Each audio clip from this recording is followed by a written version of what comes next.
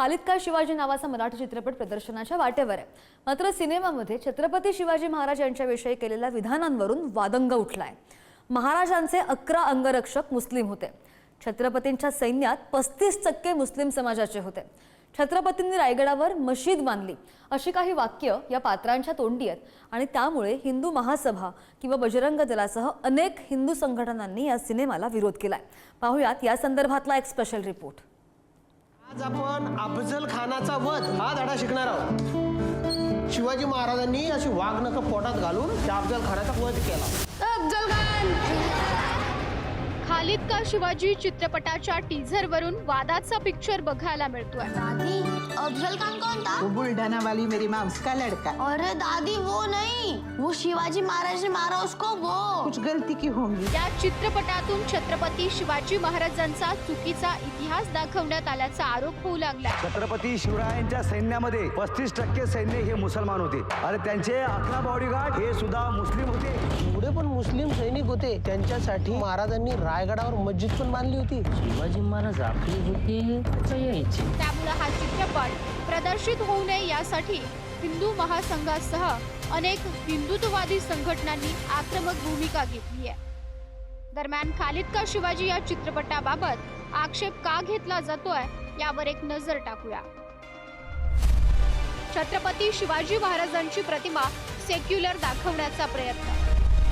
शिवरायांच्या सैन्यात 35% मुसलमान असल्याचा दावा। शिवरायांचे 11 अंगरक्षक मुसलमान होते असा उल्लेख।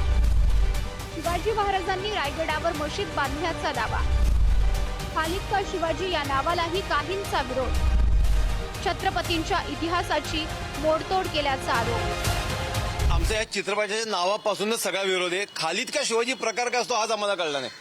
त्याचा जो ट्रेलर दाखवला गेलाय त्या ट्रेलर मध्ये एक मुलगा त्याच्या आजीला विचारतो की अफजल को क्यों मारा रहेगा, तर ती आजी म्हणजे कुछ किया रहेगा, कुछ किया रहेगा। इतिहासाचा बदलण्याचा प्रयत्न करताय, खोटा इतिहास तुम्ही दाखवण्याचा प्रयत्न करताय। शिवाजी महाराजांचे 35% सैन्य म्हणजे मुस्लिम होतं। कुठने शोध लावला हा? आमचं स्पष्ट म्हणणे एकही नव्हतं। शिवाजी महाराजांचं विकृतीकरण चाललंय, खोटा इतिहास दाखवला जातोय, याचा आमचा विरोध होता आहे आणि राहील। ज्या निर्मात्याने निर्देशकने हा चित्रपट बनवलेला आहे त्याने त्वरित या सगळे एक चुकीचे इतिहास त्या चित्रपटातून काढण्यात यावे, अन्यथा बजरंग दल रस्त्यावर उतरून एकही सिनेमाघरमध्ये या चित्रपटाला चालू देणार नाही। खालिद का शिवाजी चित्रपटाच्या प्रदर्शनावर बंदी घालण्यासाठी थेट सेन्सॉर बोर्डाला पत्र पाठवलंय। यासोबतच चित्रपटाच्या निर्मात्यांनाही कायदेशीर नोटीस बजावण्यात आली आहे। छत्रपती शिवाजी महाराजांच्या काळात कोणतीही जातीय जनगणना नव्हती। अशा परिस्थितीत 35% मुस्लिम सैनिक असल्याचा दावा कोणत्या आधारावर केला जातोय असा सवाल समितीनं उपस्थित केलाय। त्या कालखंडामध्ये रायगडावरती कुठल्याही परिस्थितीमध्ये मशीद बांधली नाही हे त्रिकालबाधित सत्य आहे। कुठल्याही मुख्य बखरीमध्ये किंवा कुठल्याही ऑथेंटिक पत्रामध्ये त्याचा उल्लेख नाही। टक्केवारीच्या बाबत जी 35% टक्केवारी आली आहे ही कुठून जावई शोध लावला निर्मात्याने, याच्याबद्दल आम्ही साशंक आहोत। आता यांचं जे आरोप आहे ना की शिवाजी महाराजांच्या सैन्यात 35% 33% मुस्लिम नव्हते, तर मी महाराजांनाच विनंती करतो की बाबा आपण संशोधन आपण सांगावा। 30%, 25%, 20%, 15% काय किती होते आपण सांगावं ना। शिवाजी महाराज मुस्लिमा सोबत चांगला व्यवहार करायचे किंवा मुस्लिम शिवाजी महाराजांच्या सैन्यात होते हे काय पोटदुखी आहे का? अरे शिवाजी महाराज लोककल्याणकारी होते ना। छत्रपती संभाजी महाराजांच्या आयुष्यावर आधारित छावा चित्रपटाचा ट्रेलर रिलीज झाल्यावरही वाद उफाळल्याचं बघायला मिळालं। छत्रपती संभाजी महाराजांसह महाराणी येसूबाईंचं एकत्र लेझिम नृत्यावर आक्षेप घेण्यात आला।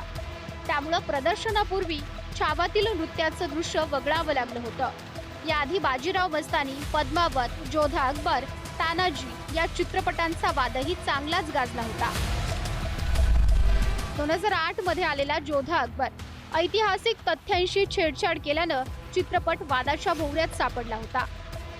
राजस्थानसह मध्य प्रदेश, उत्तर प्रदेश, हरियाणा आणि उत्तराखंडमध्ये चित्रपटावर बंदी घालण्यात आली होती। 2015 मध्ये प्रदर्शित झालेला बाजीराव मस्तानी, बाजीराव पेशवे यांना डान्स करताना दाखवलं।